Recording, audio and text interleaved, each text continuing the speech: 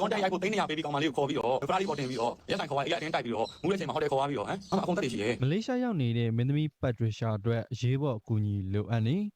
Ismit ဆိုသူမှဟိုတယ်ခန်းထဲပိတ်ပြီးနှိပ်စက်နေဟုဆိုကနေဦးသတင်းကြောက်ရများ ဟိုမင်းတို့ပေးလိုက်တော့မင်းတို့ဒီကောင်ကြည့်နေရတယ် စပါကျော်မီဒီယာပရိသတ်ကြီးများအားလုံးပဲမင်္ဂလာပါခင်ဗျာအခုတစ်ခါမှဆိုလို့ရှိရင်တော့မလေးရှားမှာ influencer တူဖြစ်တဲ့ Ismit ရဲ့ကမ်းလှမ်းမှုတွေကြောင့်မလို့တွားရောက်ပြီးတော့ကြော်ညာရိုက်ကူးပေးနေတဲ့မင်းသမီးပတ်ထရီရှာအနေနဲ့ဟိုတယ်ခန်းထဲမှာပိတ်လောင်ခံထားရပြီးတော့နီးစပ်သူများရဲ့ live လွှင့်ပြောဆိုမှုတွေအပြင်ပတ်ထရီရှာနဲ့အတူဖုန်းခေါ်ဆိုမှုတွေလည်းရှိနေပြီးတော့လောလောဆယ်မှာ Ismit ဆိုတဲ့သူကပတ်ထရီရှာကိုနှိပ်စက်နေတယ်ဆိုပြီးတော့နီးစပ်သူတွေကထုတ်ဖော်ပြောကြားလာခဲ့တာဖြစ်တယ်လို့ ရိုရှာစီထပ်ပြီးတော့ဖုန်းဝင်လာတဲ့အချိန်မှာဟိုကောင်နောက်ကနေပြီးလုံနေ အခန်းထဲကိုအတင်းဝင်ရောက်သွားတာဖြစ်တယ်လို့လက်ရှိမှာပတ်ထရီရှာနဲ့အဆက်အသွယ်လုံးဝပြတ်တောက်နေကြောင်းနဲ့သိရှိရသမျှအချက်လက်တွေကပတ်ထရီရှာအနေနဲ့အကူအညီတောင်းဖို့ဖုန်းဆက်ရမှာအဆိုပါအမျိုးသားကရောက်ရှိလာပြီးတော့ဖုန်းကိုလူကချသွားကြောင်းနဲ့နောက်ဆက်တွဲမှာပတ်ထရီရှာရဲ့အော်တန်များကိုပါကြားလိုက်ရကြောင်းကိုလည်းထုတ်ဖော်ပြောဆိုနေကြပြီးအတန်ဖိုင်တစ်ခုကပါထွက်ပေါ်လာတာပါလက်ရှိမှာပတ်ထရီရှာတဲနေတဲ့တီနီယာဟိုတယ်ကိုအတိအကျမသိရသေးပေမဲ့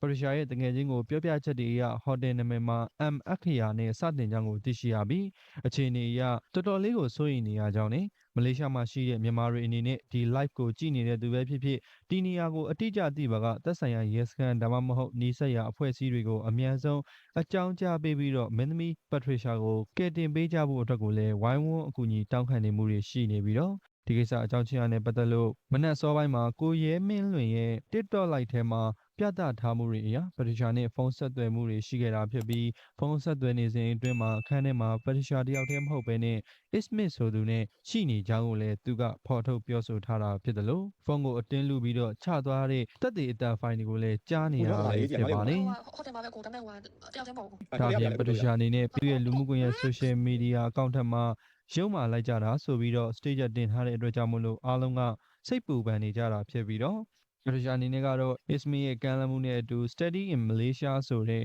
ကျောင်းအတွက်ကိုကြော်ညာသွားရောက်ရိုက်ကူးပေးခဲ့ရတာဖြစ်ပြီးဒီကနေပဲတစ်ဆင့်ကိစ္စတွေကခုလိုမျိုးကြီးထွားလာတာဖြစ်ကြောင်းကိုလည်းနီးစပ်သူများထံမှသိရှိရခြင်းလည်းဖြစ်ပါတယ်။ကိုရဲမင်းလွင်ဆိုတဲ့လူက live လွှင့်နေကြောင်းရှာရှာကိုနှိပ်စက်နေတာကအကြောင်းစုံ live မှာကြည်တင်ကြောင်းရှာရှာအခန်းကတ်ကိုယူပြီးတော့အခန်းထဲဝင်နေပထရီရှာကိုဆက်သွယ်လုပ်လို့မရဖြစ်နေပါတယ်။ပထရီရှာကဒီဘရိုရဲ့ဖုန်းကိုဆက်တာသူရောက်လာပြီးတော့ဖုန်းကိုအတင်းယူချပြီးအော်တန်လဲကြားလိုက်ရကြောင်းနဲ့မလေးရှားကလူတွေအနေနဲ့အကူအညီပေးကြဖို့အတွက်ကိုလည်းအထူးပြောဆိုနေကြတာဖြစ်တယ်လို့ comment တွေထဲမှာလည်းပတ်ထရီရှာအနေနဲ့အမြန်ဆုံးလွတ်မြောက်ပါစေဆိုပြီးတော့လည်းပြောဆိုနေကြသလို